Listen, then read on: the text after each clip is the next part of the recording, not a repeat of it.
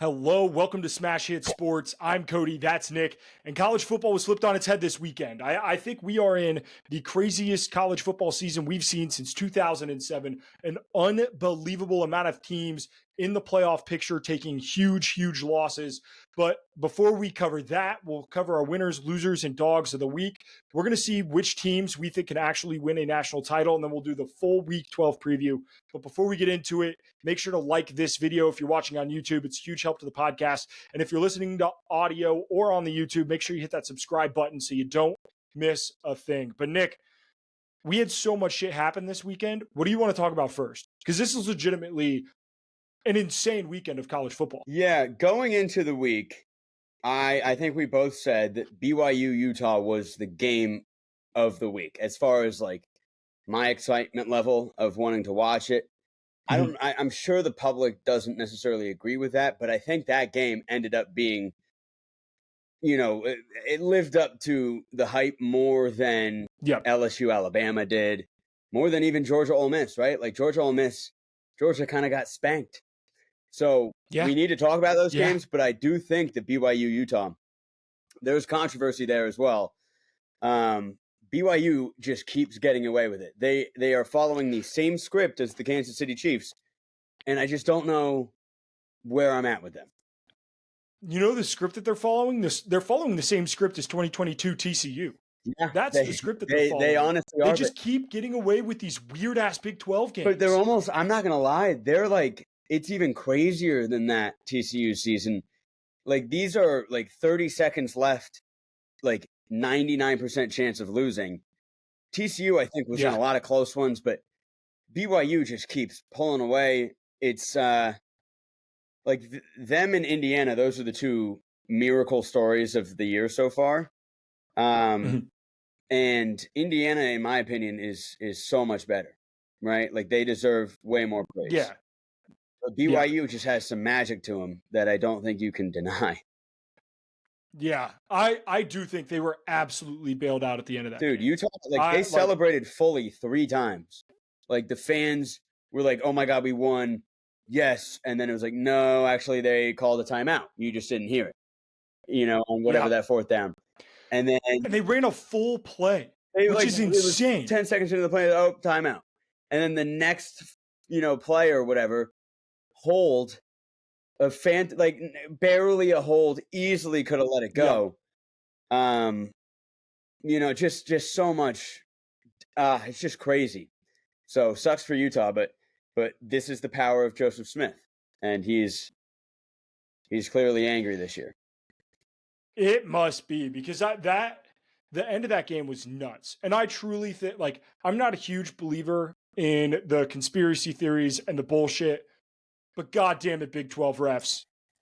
I would have loved to be able to ask some questions to those officials after that game, because that seems like the biggest Big 12 trying to make sure that their conference stays relevant job at the end of that game that I've ever seen. Like, it truly was absolutely insane. And part, I normally try so hard to avoid, falling into the conspiracy bullshit, but I don't know. I'm starting to believe that stuff may be actually happening. It's just too consistently egregious. And Kyle Whittingham, you don't see him that angry at the end of the You don't see that. For their AD going absolutely off in the presser. There's one thing for coaches to make those comments, and even then they typically don't go that level of nuclear. That was a full-blown bomb dropped by the AD, saying that they gave that game away. This is absolute horse shit. The Big 12 needs to answer questions. That is a huge indictment on how the officiating in this game went for the AD to come out and say something, because that never happens. No. So yeah, that is fascinating to me. We had that with Miami a little bit, right? It kind of felt like the ACC was just well, let's just keep having them win. If they wanted to do that, they couldn't against Georgia Tech. Georgia Tech just won that game, and that's the only counter argument, is that Utah still could have won, right? It gave it away, but they still could have won, and they didn't. But still, I mean, I'm starting to believe a little bit into that stuff, and I don't like that I am. Yeah, let's talk Miami, Georgia Tech. Miami was always due. They were always due. This was going to happen. You can't keep letting teams get first half leads. I think they were talking on the broadcast. Miami had been down at halftime like 4 times this year going into the second half. Like, that's not sustainable in college football. There's too much shit that can go wrong. There's too many variables. You have a professional game and these guys are absolutely dialed in on at every moment, like maybe you can get away with it a little bit more. But in the college game, there's too much that can go wrong. You're on the road in Atlanta, and it finally got to them. Yeah. Like the amount of times they pulled out the Cam Ward save us card and it worked. This time it just didn't work. And that's not an indictment on Cam Ward. He played a great game of football. I know we had the turnover at the end, but like he played a damn solid game of football. They got the ball run down their damn throats. Yeah, and I mean, I'd love to mention the biggest hit of the 2024 season, which is just unbelievable. That like, that was a filthy hit, dude. Yeah, the helmet. They're gonna play that on highlight tapes for a long time. Yeah, that here comes the boom. Like that was unbelievable. And then I mean, I know that Miami was like they were like fucking fighting the fans afterwards, like shit. Like it had me like believing. I was like, I think it's possible Miami's just their strategy is go out, play football at halftime, cocaine in the locker room, and then play the second half. And this time it didn't work, so of course they got all the coke rage and they're starting to wail. They're all fucking fuming with rage. But like it makes sense, dude, because they genuinely look so different normally in the second half. And this time they just didn't. They couldn't pull through, but it was still close. Georgia Tech tried to fumble. Yeah, it was one of those games where like Miami they got down early. They could never quite put Georgia Tech away. And then Georgia Tech just held on for dear life and won. Yeah. And like, say what you will, shout out to Georgia Tech for a game plan in which they were like, hey, we're going to get up, we're going to run the damn football, and then we're just going to try to win this thing. Yeah. But as far as hell of a job. As far as the impact goes, right? SMU, newcomer in the conference, leading the ACC. Yep. Similar to the Big Ten is Oregon. I don't know if Texas might be tied for first up there in the SEC. So it's a lot of newness everywhere, and it's kind of crazy. Like I did not think SMU would win the ACC, but right now. But you know what I will say, Cody, is Clemson is still alive. Mm-hmm. I had denounced us. I mean, it was a 1% chance. Miami losing to Georgia Tech. It is now like maybe a 15% chance that we get to play in the ACC championship game. But it exists. Yeah, I'll say that. It exists. That's fair. And that's enough for what it's worth. You go. For what it's worth, Texas is 4-1 in the SEC. Texas A&M and Tennessee are 5-1, so they're technically so they're not in the top. First, but one loss, it's the same thing, pretty much. Yep. Yep. But yeah, no, Clemson's still available. It's enough to keep me, like by a thread. Like the hook is in my neck, and I'm just like, I guess I'll keep putting my entire emotional state on this team. We looked better. It was a bad first half. It's a really bad first half. Notre Dame obviously kicked the shit out of Florida State.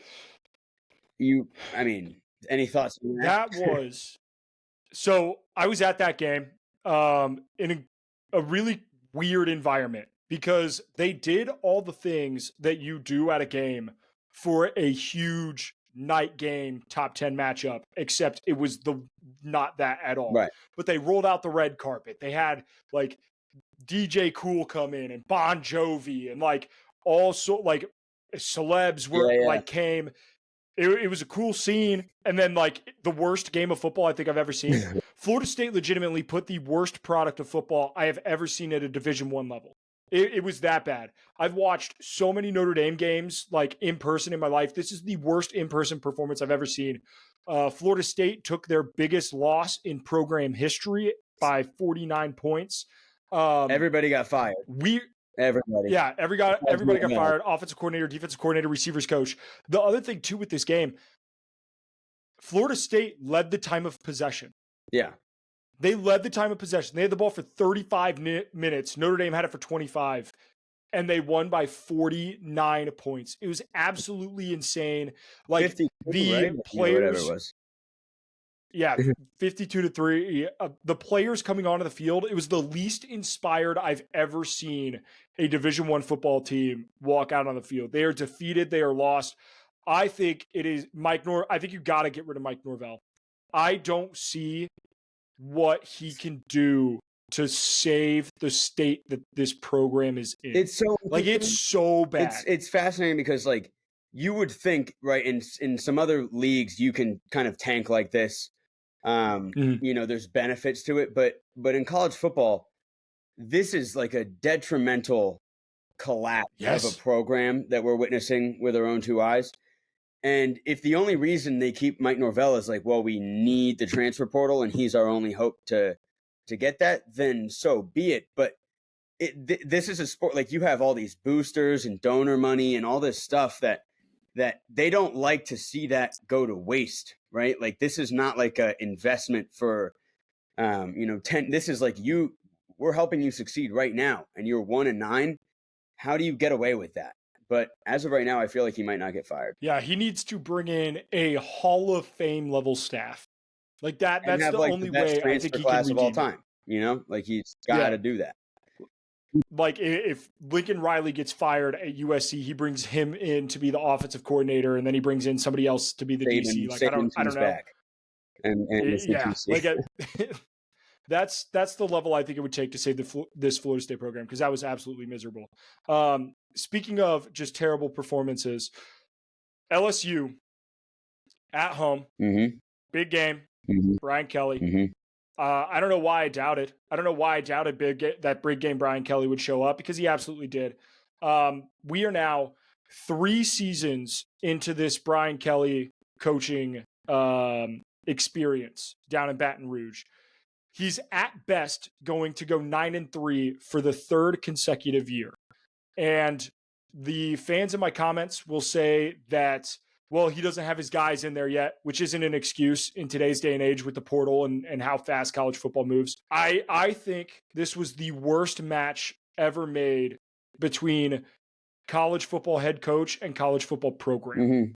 Brian Kelly does not fit down in Baton Rouge. He does not fit that culture. He is the James Franklin of college football, or of the SEC, I guess. James Franklin. Like he will win every game that he's supposed to, and he will lose every game that he is supposed to. He cannot step up in big moments.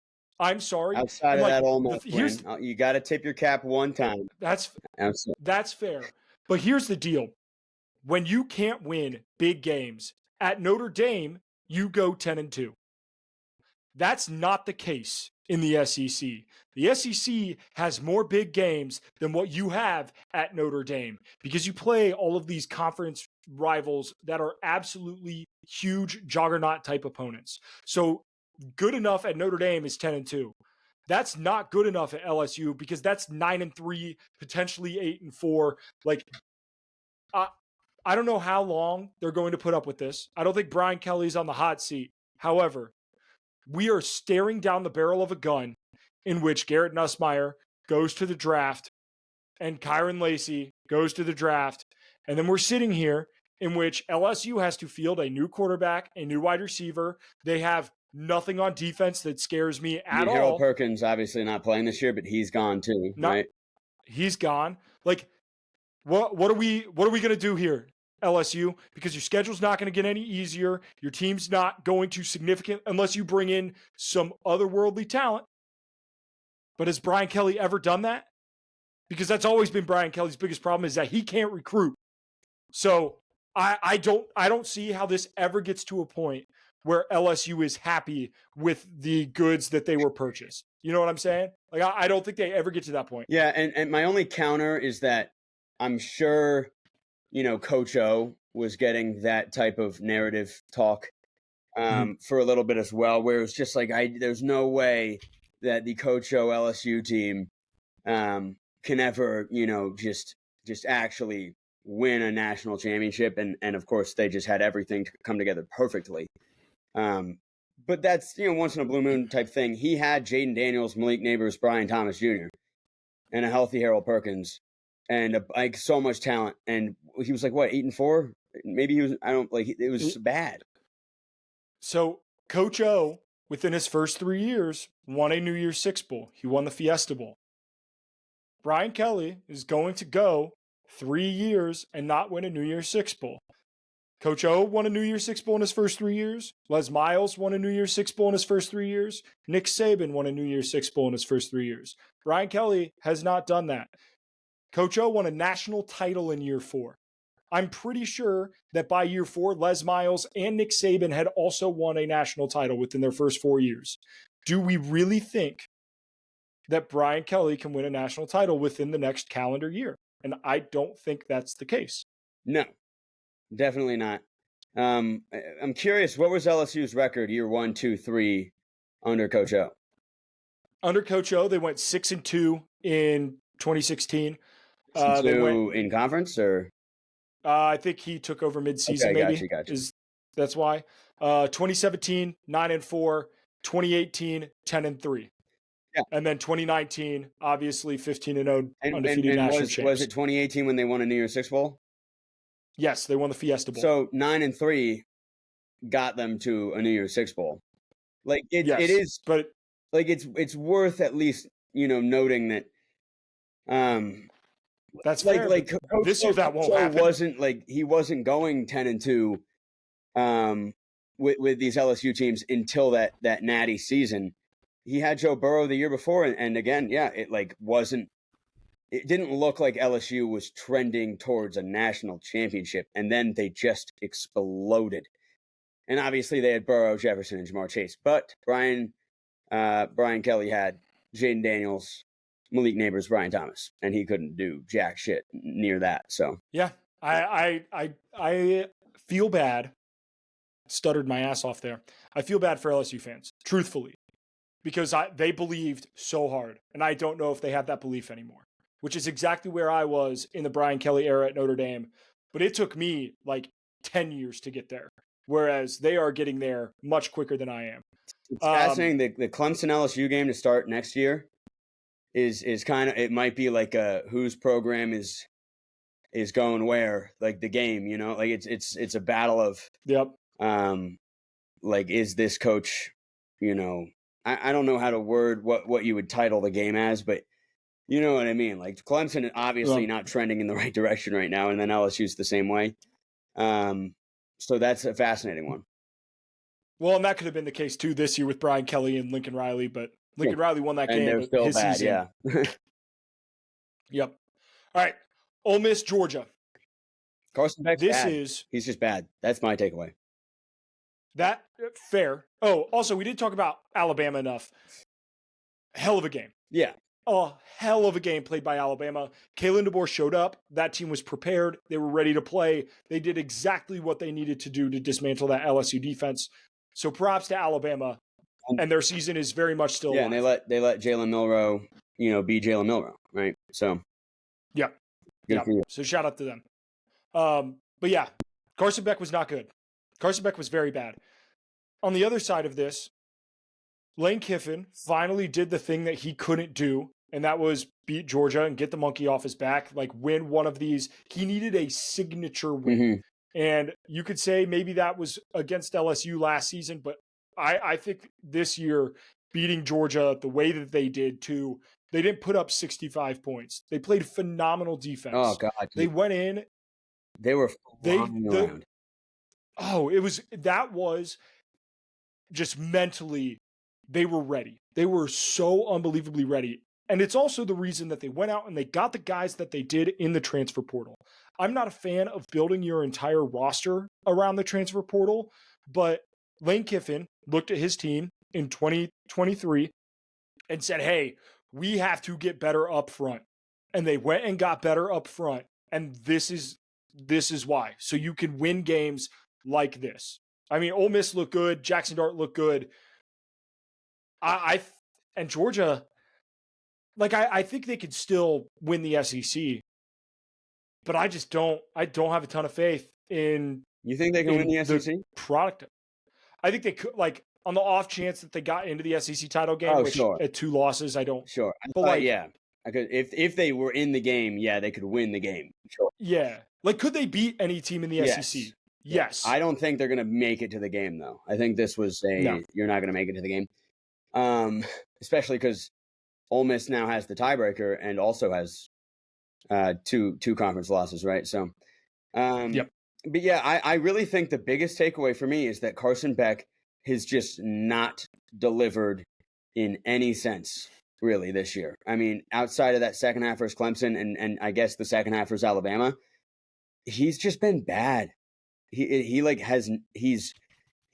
hoppy in the pocket. He's throwing behind guys. He's missing open guys. He's not making his second reads. He's he's thrown like 12 interceptions, I think, in the past 5 or 6 games. Like, this was like a lot of NFL scouts were like, this is the best quarterback prospect this year. There's absolutely no way that's the case anymore. There's just absolutely no way. He's going to get drafted still, because he's shown a lot of his potential, but this is just not, something's up with him. I'm not going to lie. I'm kind of happy something's up with him, right? I'm happy that this isn't, like, it doesn't seem like this is really a fixable thing. So Georgia to me is just no longer really a national champion threat, because I don't think Carson Beck can put together enough great performances that you would need from a quarterback to win the national championship game. I also don't want to entirely shit on Carson Beck, but he doesn't have a ton of help either. No, he doesn't. Like, there's not a Lad McConkey on this team. There's not a Brock Bowers on this team. There's not a Sony Michel or a Todd Gurley or a Nick Chubb or a, like, Georgia's had a stable of running backs. They don't have any of those guys. Like, their leading rusher this year is Trevor Etienne, and he's been okay. He's another guy that's supposed to be good, though. Like, I think in years past, you throw Trevor Etienne there, and he looks the part, right? I think that's very possible. But this year, maybe it's an offensive line problem. Honestly, I think that is probably a decent part of it, if I were to ever talk to any of my Georgia friends. But it's you like, Shedeur Sanders has a terrible offensive line, and you look at every game, it's like, wow, he's special. I think Mike Bobo's also not doing him any favors. Yeah. He looks like an absolute dunce out there without some of the best weapons in college football. Yeah. So that's true. Yeah. We'll talk about pretenders and contenders, because, man, I don't know if Georgia is. I will say, Cody, my Georgia prediction from the beginning of the year, it's really coming to, like, exactly true, pretty much. There are some things that I will be like, looking back on our preseason takes, I think some of us nailed. Like, I nailed Indiana. You nailed Georgia. Yeah. You nailed Georgia. Oh, yeah. Yep. All right. Before we get into winners, losers, and dogs of the week, Home Field Apparel, the absolute best college football apparel. I was wearing it when I went to Notre Dame this weekend, although I had the coat on because, goddamn, it was a little chilly. But Notre Dame always has phenomenal gear on Home Field, but Home Field has the best gear for every college and university, and I mean every college. Delta State on there, like UMBC Slugs on there. Any college program that you think that you want merch for, Home Field has it, and they have the absolute best. Use code NICK15 for 15% off your first purchase at Home Field. Link in the description of this video or in our bios. Nick, Christmas is coming up. All I'm saying is, as a college football fan, I would enjoy some incredible merch. Oh, yeah. That's all I'm saying. 15% off. That's all I'm saying. Reasonably priced. Everyone loves it. Everyone that I know. Super high quality. Everyone loves it. Yeah, definitely recommend. Also, Cody, before we get into winners, losers, and dog of the week, you went to the Notre Dame game. Yep. I went to the Ravens Bengals game Thursday night. Underrated podcast rivalry. We wouldn't have to talk to this. Yep, Cody was probably pumped that that we went 30 minutes into the episode without talking about it. But that was one of the greatest games I've ever seen with my two eyes. Being in person there, I witnessed a masterpiece of a football game. Rarely happens, honestly, when I go to football games. So elite. But I mean, Jamar Chase, 300 yards, he owns us, and you still lose. Is it a Zach Taylor problem? Is it a defense problem? Or is it just the Ravens are just too good offensively? Objectively, that was I think that was the best Thursday night football game of all time, probably. Wow. Like, Thursday night football isn't the oldest thing in the world. Like, I feel like within the last decade or so, and I truthfully think that might have been the best Thursday night football game I can remember. Yeah.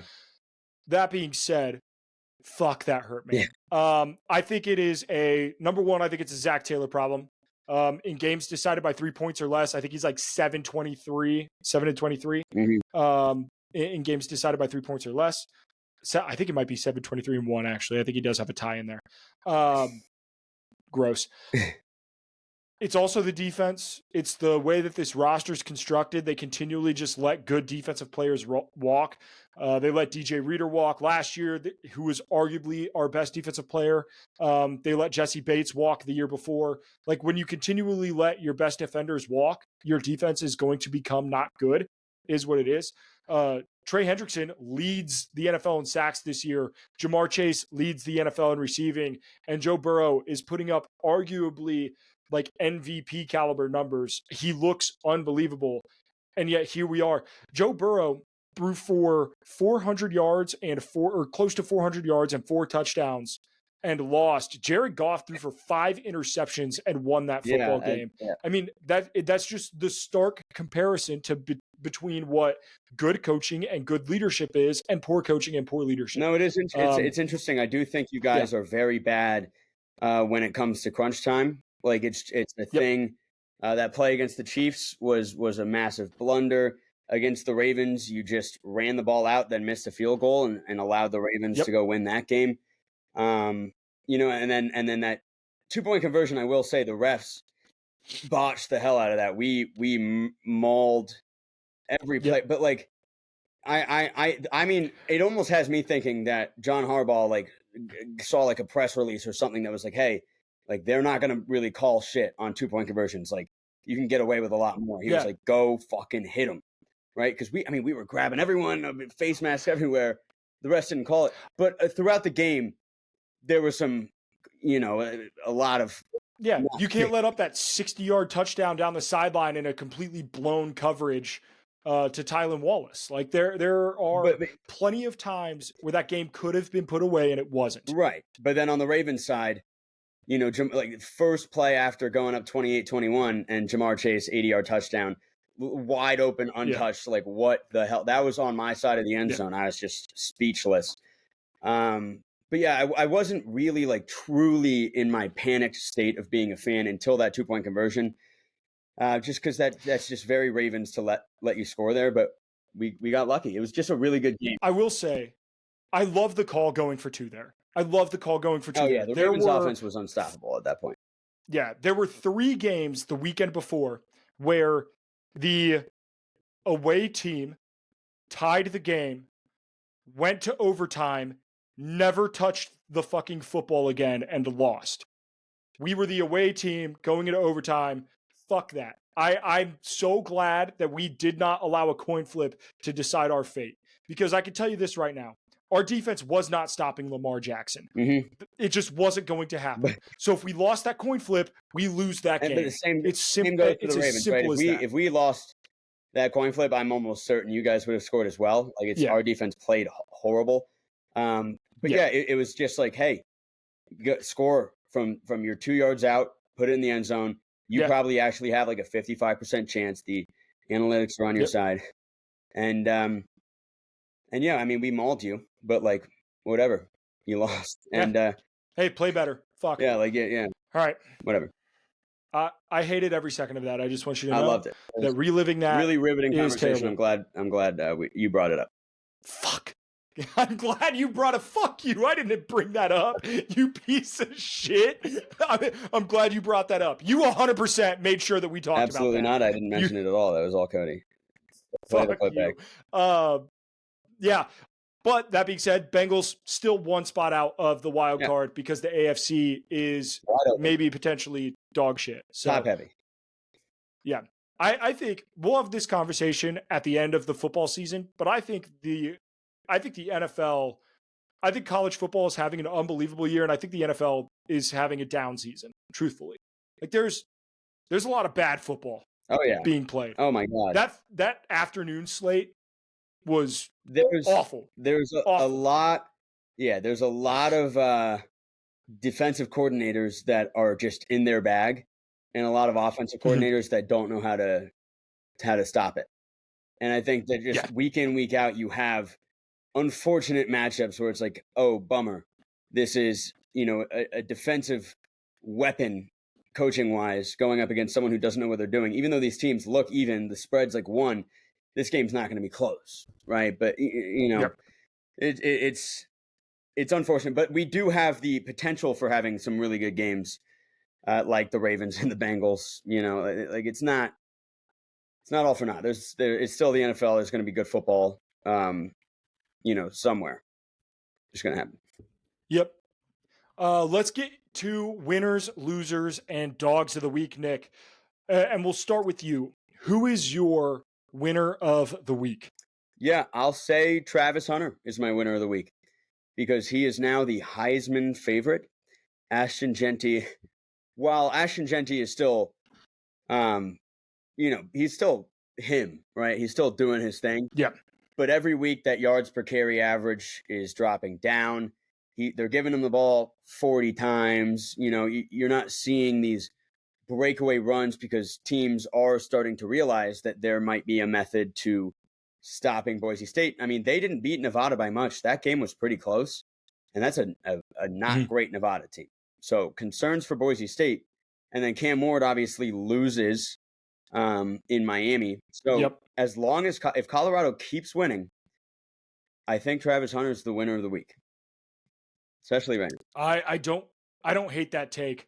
My winner of the week is going to go to Lane Kiffin because I feel like a lot of people, they were talking about him going to the Florida job and this, that, and the other and hearing all the noise. And they got those two out of all of the SEC teams. They got their 2 losses pretty damn early.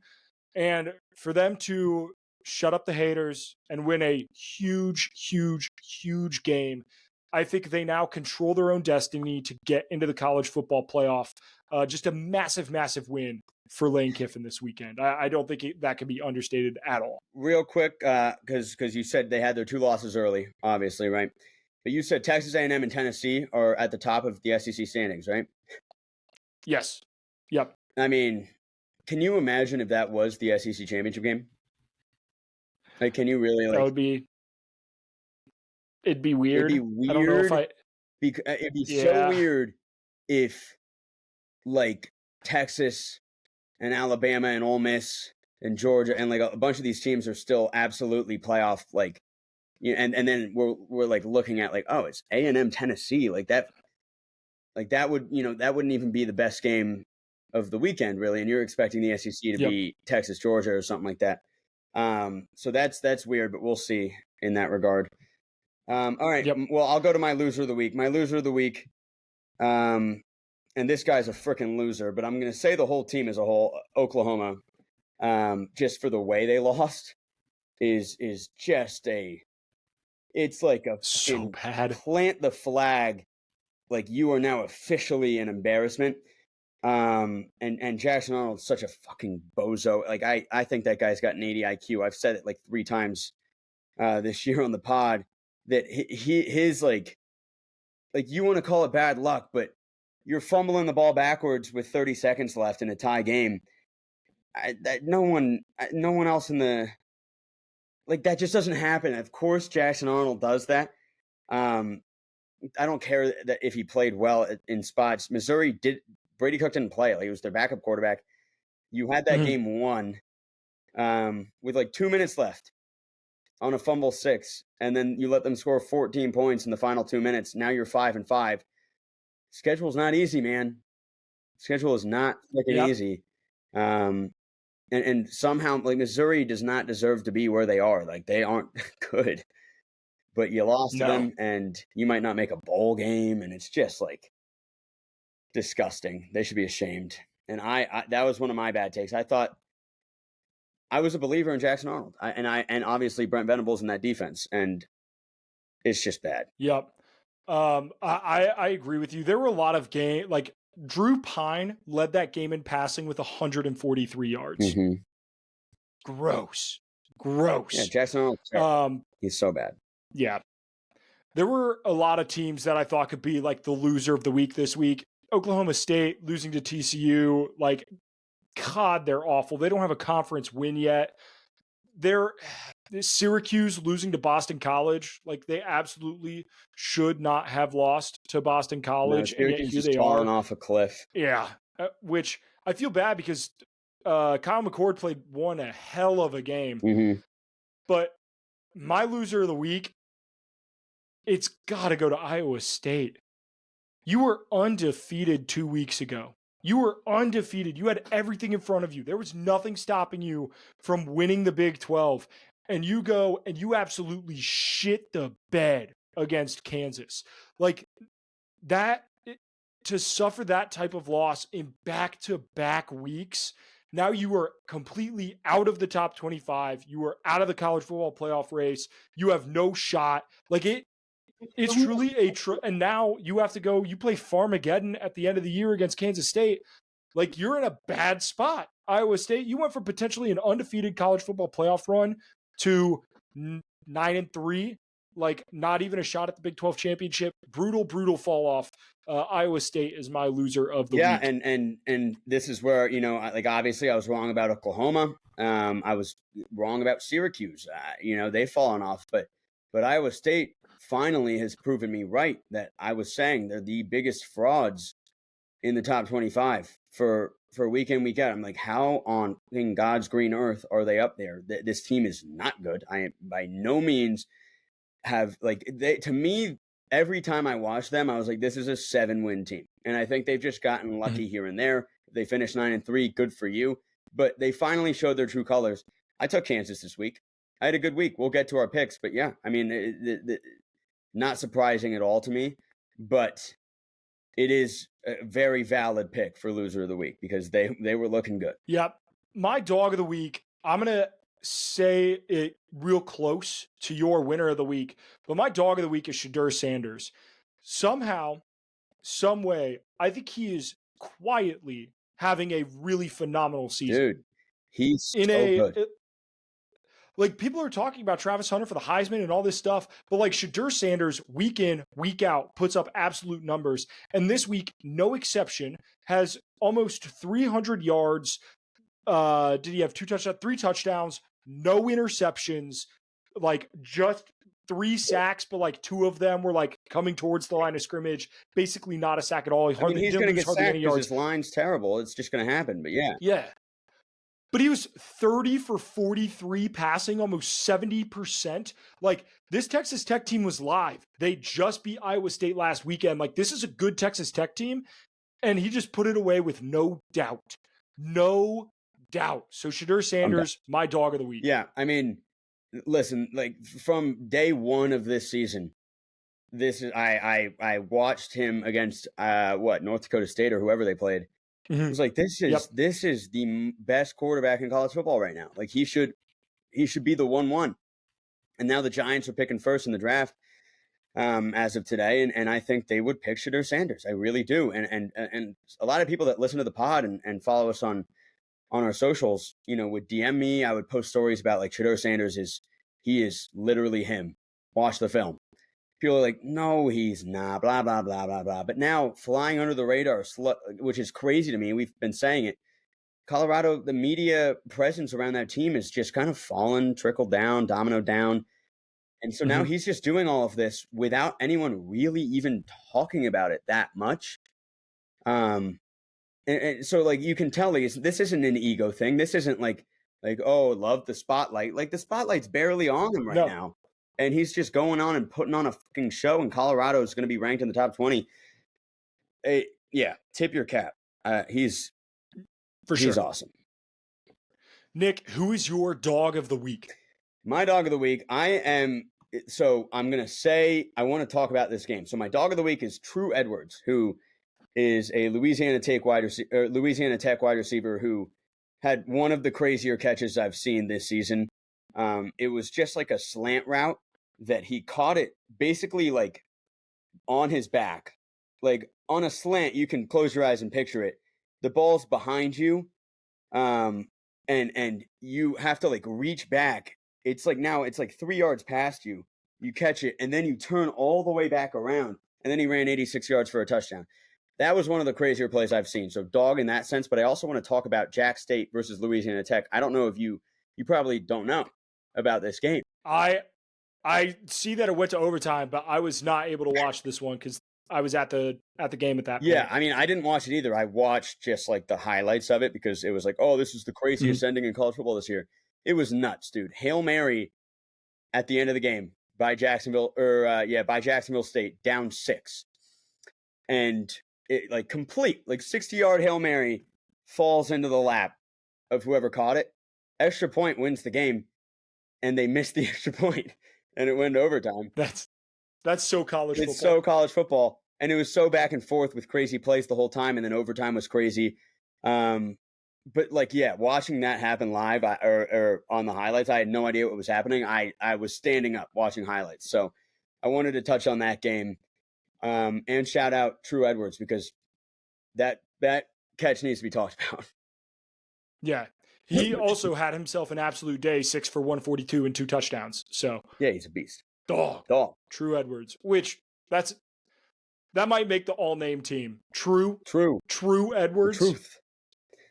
Yeah, dog. Incredible. He's a dog. All right, next segment. I don't know how long this segment's going to be because it's going to be an untimed segment. We're just going to do a little draft here, Nick. Who can win the national title this season?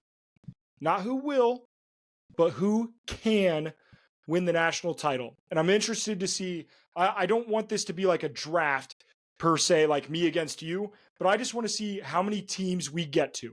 Because if I had to pick, I would set the over-under at 6.5. I think there are 6, maybe 7 teams that truly can win the national title this year. Okay. So we'll get the obvious out of the way. We're going to get Oregon and Ohio State out of the way. Yep. So, I mean, if I went to, really, as of right now, you could say no Big 12, no ACC, feels like. I would agree with that. But I would agree with that. I think we could completely eliminate those conferences. I think you could put Notre Dame in there. I don't know. I think you could. I don't know. I think they would be, they would need, convenience probably. But I think they could beat an Ohio State. I mean, that game last year was crazy, right? Like, I do think they could do it with that defense.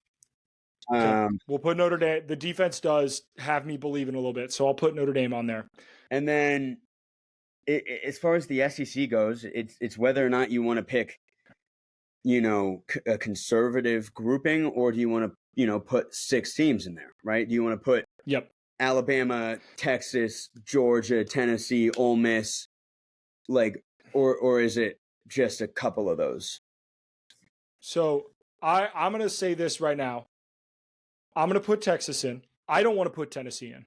Yeah. I don't think Tennessee can win the national title this year. I don't think their offense is good enough.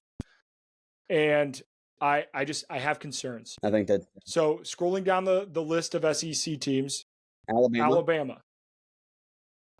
All right. I think they can win a national title. So that puts us at 5. Do you think Georgia can win a national title? I don't think they can. I don't think you have to say yes just because it's almost like the Chiefs, right? Like let's say the Chiefs dropped that game to the Broncos and they dropped, the game to the Bengals, or like, and we're talking about like a 7-win Chiefs team that doesn't look really that good this year. Mahomes, bad stats. People would want to say, like, no, this isn't the Chiefs' year. They can't do it. But of course they can. Everything changes once you get there. And I think Georgia could be the same way very easily. There were seasons like 2017 where Alabama snuck into the 4 seed. and it was like, but this Alabama team's not great this year. And of course they ended up winning it all. Like, I do think you have to put Georgia in, even though I don't think, I don't believe in them just because of really spotty quarterback and O-line play. I also don't believe in them. I don't think we have to put them in there, dude. It's just, if you don't believe in them and I don't believe in them, I don't see anybody else on this podcast. I think we can leave them off. I mean, if you're trying to push a narrative, we could, but it does feel. I'm not trying to push a narrative. I'm just saying, if we are picking teams who we think can win a national title, and you don't believe that they can, and I don't believe that they can, I don't think they should be on this list. I think that they could, only for the reason of, like, this is Georgia still, and before last week, the only team that could beat them is Alabama.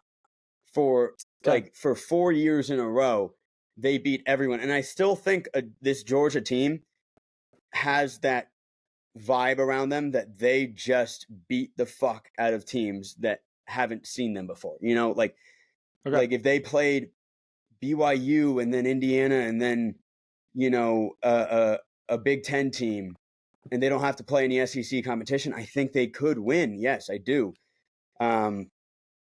But like that doesn't mean I believe in them. So we can maybe like put them as a maybe, like a half if you want. But it just feels wrong to me to not put. So if you're going to put Georgia in, you have to put Ole Miss in, right? Yeah, and I do think Ole Miss could do it. I think they look great. I would agree with that. So that right now we have 7 teams, which is Oregon, Ohio State, Notre Dame, Texas, Alabama, Georgia, and Ole Miss. And I think that's probably where it ends. I think that's probably where it So, looking at the top 25, we are leaving out the number 4 team in the country in Penn State. No, they can't do it. I agree. We're leaving out the number 5 team in the country in Indiana. You know what? I mean, we'll have to see what they do against Ohio State. We just have to see 2 weeks. We have to see that before we say anything, because, like, oh, yay, they beat Michigan, but, like, they beat them by 5. Michigan's bad. You know, like, I just am not willing to get there with Indiana yet, but it's hard to doubt them. It's hard to doubt them. And then we are leaving out our group of 5 darling Boise State. So, and they can't do it. We nailed it. We landed at 7. We hit the over 6.5. But barely, right? Like, because Notre Dame and Georgia and Ole Miss, you could argue. If you would have counted Georgia as only a half, then we would have hit the nail on the head. So we would push on a half line, which is no good. Wild. All right. Let's do our Week 12 preview. Before we get into it, SeatGeek, I went to the Notre Dame game this weekend. Nick went to the Baltimore Bengals game. I mean, going to see college football is the absolute best. You get to see all these incredible moments. And if you were going to use a game, we use SeatGeek. Use promo code SmashHitsSports for $20 off your first purchase at SeatGeek. Tickets also make an incredible holiday gift. College basketball goes all the way into March.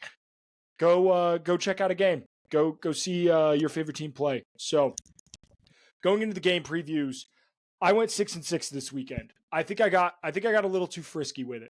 I think I got too freaky. I got too nasty. I wanted to get wild in bed, and it came back and it bit me in the ass. Mm-hmm. So I'm going to dial it back this week a little bit, Nick.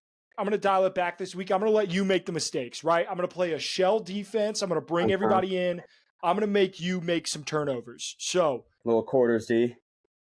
Yep, because you went 9-3. You absolutely dominated the slate, truthfully, start to finish. So Texas, Arkansas, 16.5-point favorites.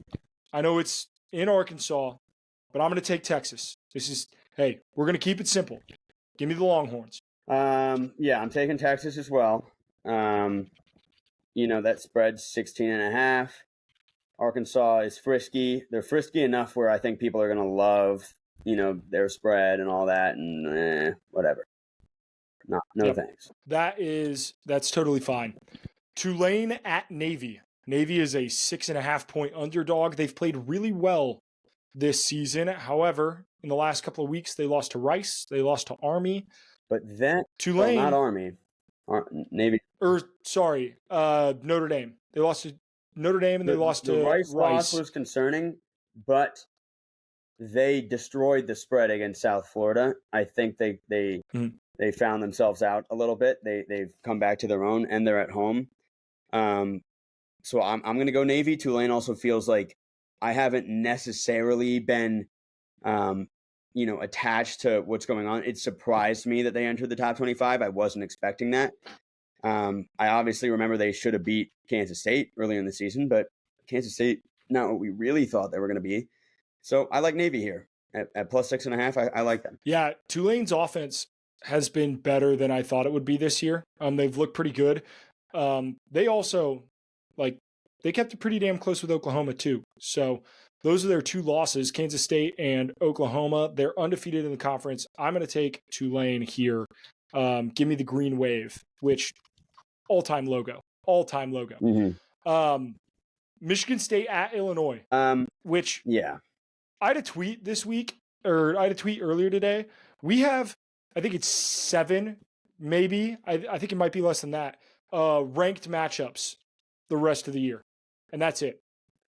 We do not Really? have a ton of ranked matchups. Yeah. I mean, we're on the home stretch, right? Like we have this weekend and then rivalry weekend. We have 3 weeks left of college football. Week 12, 13, and 14. We have 5 ranked matchups left. If according to the current AP Top 25, and that is Tennessee at Georgia this week. That is the only ranked matchup. Indiana at Ohio State and Army at Notre Dame. And then week 14 is Texas A&M, South Carolina, Clemson. Wow. That's it. South Carolina, Clemson. That being a ranked matchup is pretty cool. Yeah. Yeah. Okay. Well, so Illinois, I'm taking Illinois here. I don't know. I think they do their best when they're not, the expectations aren't necessarily high on them. And like if they were still ranked in the 20s right now, I think I would like Michigan State, but I like Illinois. Yeah, I think I'm coming around on this Illinois team. Like they're still pretty solid. I think Michigan State has some flaws. They've looked good at times, but they after jumping out to that 10-point lead, they really just fizzled against Indiana. I'm going to ride with Illinois as well. I don't love it, but I'm going to stick to it. LSU, Florida. This line is disgusting. Yes. This line is absolutely gross. Florida is just a 4.5-point dog at home against LSU. Nick, they got the fucking brakes blown off of them against Texas. Yeah. There's no way they're winning this game, right? I mean, it's weird because, like, I can't tell if this is like, oh, Vegas knows, or if this is just like the computer model saw LSU, and we're like, like the statistical detonation on their program's brand that Alabama put on them, and that line just moved down a lot. I don't know what it was like last week, but I think this has to be a bounce back spot. Like it just has to be. So like for who? For LSU, like for the team that is still technically like scrapping at the bits here, thinking like okay, well I guess we're not like at 0%. Crazier things can happen. Like I just don't think I can go Florida here, but it could very well be like LSU kicks a field goal to win. Like it could very well be that. That's honestly what I expect. See, I think Brian Kelly is really good at winning games that he's supposed to win. So I'm going to take the Tigers. I think Florida might potentially have returned back to dog shit after being frisky for a little bit. I mean, they're bad. Like, and Napier is not like getting fired right now, and he might last the season. And even if they play well against LSU, which I think they could, it probably won't impact him per se. But like LSU, as fraudulent as I kind of think they are, like this should not be that line. It just shouldn't. So no, it absolutely should not. Keeping it moving, classic Big Ten matchup, Nebraska at USC. USC is a 9-point favorite, Nick. And I'm gonna just come out and say this right now. I don't think USC should be favored against fucking anybody. This is the hardest one. Stinks. This is the hardest one to pick for me. It's very hard because I think Nebraska is so due. They are so due. They keep losing. They're right there. They can taste the bowl game berth that they have been missing out on for so many years. And it's just the only thing that's so tough is that they are going on the road to USC, which, I mean, this is going to be a close game. Like, Nebraska spread feels like a fucking lock. But I got to go USC here because, I mean, we were talking about it earlier in the season. Like, in these Big 10 and Big 12s and, like, you know, traveling across the country, different time zone, you don't play this team ever. The home team has the advantage. Yep. They just do. Yeah. And so, you know, USC is kind of also desperately in need of a win in the same way Nebraska is. So I can't convince myself into Nebraska, even though I really want to, because they are due. I'm going to take Nebraska in this game. Incredible storyline in this game, though. Dana Holgorsen has taken over play calling for Nebraska. He joined the team 2 weeks ago. Okay. Wow. Interesting. Really weird. So see, it's this is the toughest one, dude. Like, I really do want to take Nebraska, but we'll keep it as is. Yeah, such a weird that game. he could shock the world, bro. What if he calls a gem? Yeah, he could. This is going to be the easiest pick on the board for me. Missouri at South Carolina. South Carolina is a 13.5-point favorite. If you were to tell me that this line was a 21-point line, I would still take South Carolina. I think they beat the fucking brakes off of Missouri at home. Their coach is getting cocky, saying that we still like have a path to the playoff. No, you don't, pal. Especially not without Brady Cook. Drew Pine fucking stinks. I watched that man play quarterback at Notre Dame when Tyler Buckner got hurt, and they threw in Drew Pine and they let him throw the ball, and he was bad.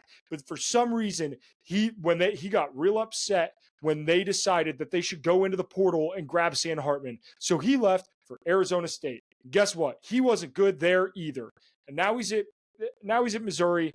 This team stinks. Yeah. Give me South Carolina by a billion. Yep, I have South Carolina as well. It is crazy to think about how, you know, if you were told that this was the spread, you know, in mid-August, you were like, oh, the South Carolina-Missouri game is going to be South Carolina minus 13.5. Yeah, like, you probably would just be like, no fucking way, you know? Yeah, I would have been shocked. South Carolina has been a surprise, even though, you know, we weren't necessarily super low on them. Like, we both respected the fact that they had pieces and whatnot. And I mean, I was low on Missouri, but like, I still would have been like, this is a game Missouri would win. And now it looks like that's impossible. So give me South Carolina. The fact that South Carolina is going to end the year with wins against Oklahoma, Texas A&M, Vanderbilt, potentially Missouri, and then they play Clemson, Wofford, and then they play Clemson at the end of the year. Like, hell of a run. Like, they're having a hell of a run. No, it is like, if Clemson beats Pitt, which did Pitt win this week or did they lose? No, they lost to Virginia. Okay, so I mean, Clemson could still obviously lose that game because it's fucking Clemson. But let's say they win.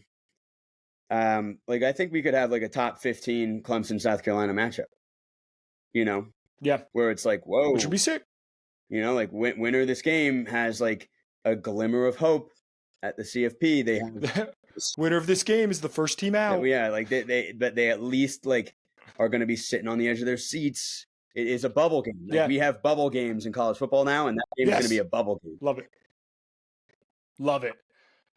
Keeping it moving. Arizona State at Kansas State. Arizona State, the most surprising 7-2 team, I think. Yeah. Kenny Dillingham has done one hell of a job with this program. I want to give him all the credit in the world. He's done great. They beat UCF this weekend. But a little bit of step up in class here, going on the road to Manhattan, Kansas. Who do you like in this one? Because this is tricky, man. This is close. Like, so I was looking at some advanced metrics, I think yesterday, and I was shocked at how high up Arizona State was offensively, defensively, special teams wise as well. Like all across the board, you can tell they're very well coached, and you can tell they're executing Yep. really well on every level. That's just the sign of a good team. And I think a lot of people just aren't at that point of realizing it. So this could be the week where they put their stamp on, like, hey, like we are legitimately like realize us. Like this isn't some fluky season. We're legitimately, we've been good the whole year. But at the same time, in Kansas State, this feels like the biggest bounce back of the week as far as Kansas State goes. Houston lost, then bye. You know, like you're at home too. Avery, like the Kansas State team's still good. Avery Johnson, DJ Giddens, Dylan, like these guys, like I feel like they could just come out with a bang and win. So I'm gonna have to go with Kansas State. But this was another tough one. It's probably the second or third toughest one. Yeah, the one thing that does worry me about Arizona State, I don't know if Scadabo's going to play. He is one hell of a player for them. He didn't play last week, but they still gutted out the victory. I have a little bit of concern that the injuries are starting to pile up for the Sun Devils. I had no idea he didn't play. That's insanely impressive. But that, and again, it's not.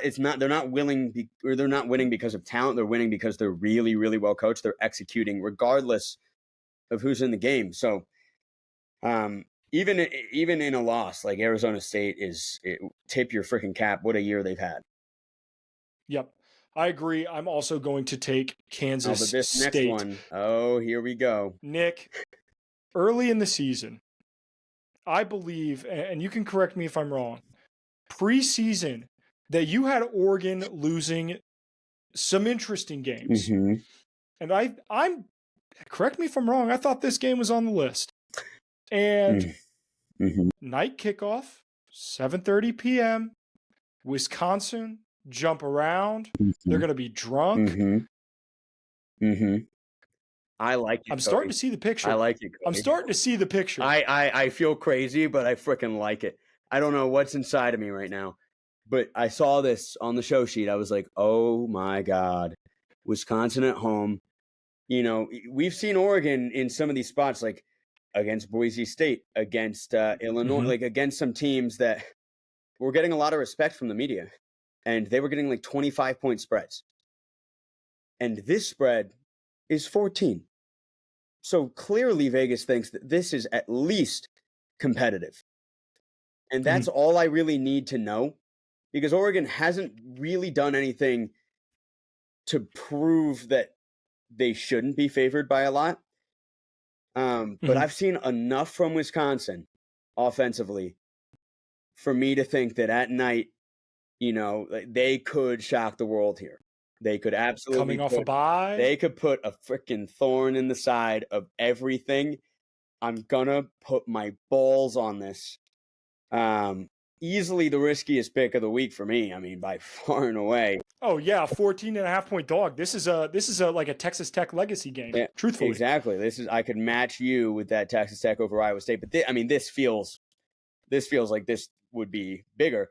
Oh yeah, this would be a bigger upset than that for damn sure. But like you watch Oregon versus Maryland, and you're like, yeah, Oregon handled it. They handled it, Maryland. But you never got the sense of like, oh, this is just a fucking detonation by Oregon, right? Like you never got. Yeah, this is the number one team in the country. No, yeah, you never saw had that fumble 6. They like there were moments where it was like Maryland's hanging in, they're hanging, like you know what I mean. And you have to go into Wisconsin. Like I don't know, man. I think Oregon could. My only hope is that nobody else is really looking at this as a potential trap or, you know, lost spot for work. Because if there's too many people out there that are like, oh, I kind of like Wisconsin here, then it's not going to happen, right? I don't know. Yeah. We do this podcast so early. I have no idea. Obviously, you kind of agree, but I think that's just because we talk. Yeah. We'll have to see. But I am going to pick it. And by me picking it, I cannot change it. I love it. I love that for you, truthfully. I'm going Oregon. I'm going Oregon. Yeah. I mean, however, I see the vision. I see the vision that you're painting. I can't get frisky this week. You passed me up on the leaderboard. Yeah, I'm not allowed to get weird with it. This is my turn. Like I have a 3-point cushion in the standings. I can afford to take a big swing for the fences here. hailed as a legend if true. And you know what, guys? I was just being silly if it loses. So Yep. Hey, just being I was silly. just goofing. The only ranked matchup of the weekend, Tennessee has to go into Athens, Georgia. And the bad news for Josh Heupel is Nico Iamaleava is hurt.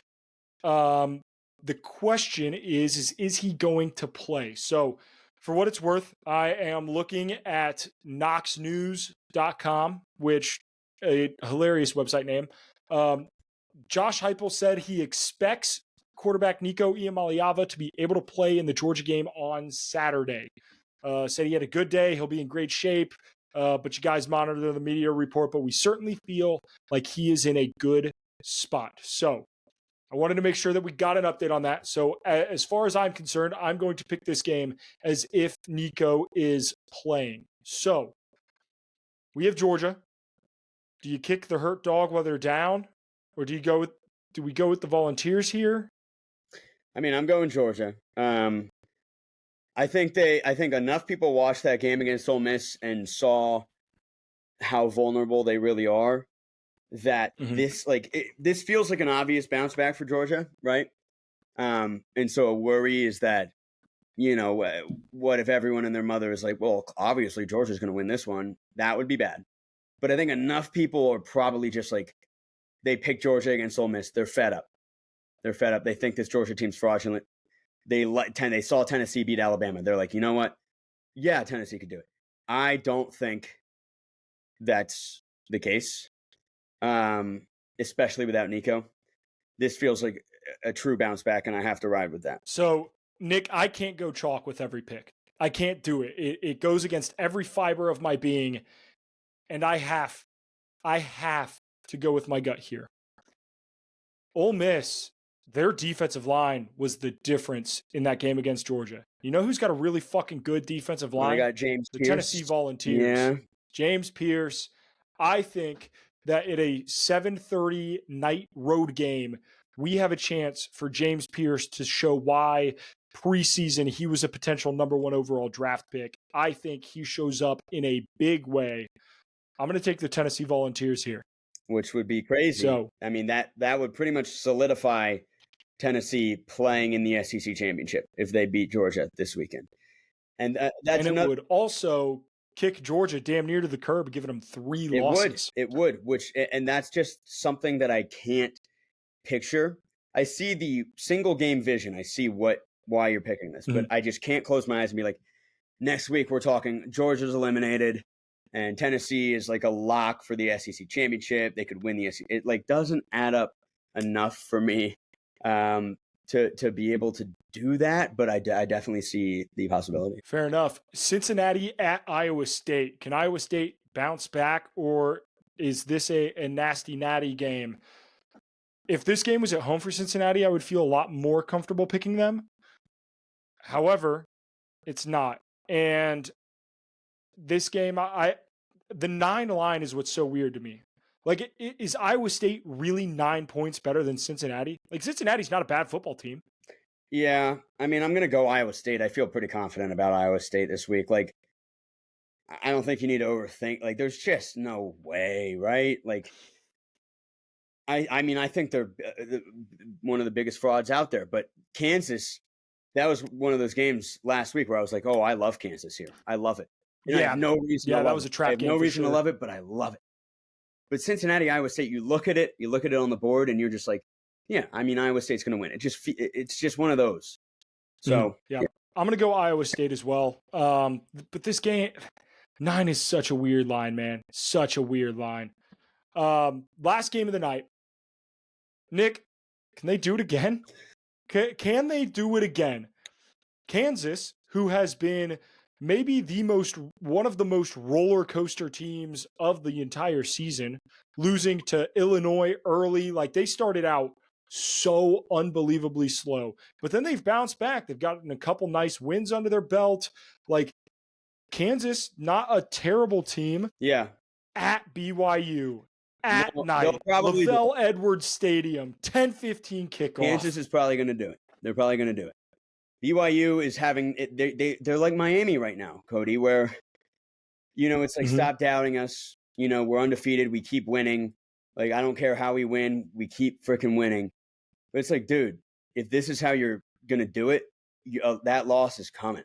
It is absolutely coming. And now you're getting a steamroller of Kansas, who's confident as hell, thinks they can beat anyone. They got their swagger back. A Kansas team that was ranked in the AP poll. I mean, I think they're gonna do it. The only problem is that I vowed not to pick against BYU again. I vowed it. And then I did pick against them. I was like, you know what? I'm sorry, BYU fans. I'm breaking your trust. I'm going to take Utah because I thought it was just too beautifully set up. And to be fair, it freaking was. We were freaking. Yeah. I mean, the spread, we were on the right side of history. The spread hit. We were on the right side of history. And we both picked Utah, and it was absolutely right there. But it didn't happen. And I mean, if that's just the case, then I was wrong. I have to admit that I was wrong. And therefore, I broke my trust with BYU fans and was wrong about it. I can't just keep doing it. I vowed to them I'm not picking it against BYU. They have proven time and time again that they're not going to lose. So I have to go BYU. I just have to do it. But I think Kansas is going to win. Well, I made no such promise. You did not. I made no such promise. I think you'll be So right. With that being said, I think you'll be right here. Rock chalk, motherfucker. I think you'll be right here. Give me Kansas. I think I really like it. Like this is just like I'm making amends. A pander pick, but like I really like Kansas here. Hey, sometimes you got to do that.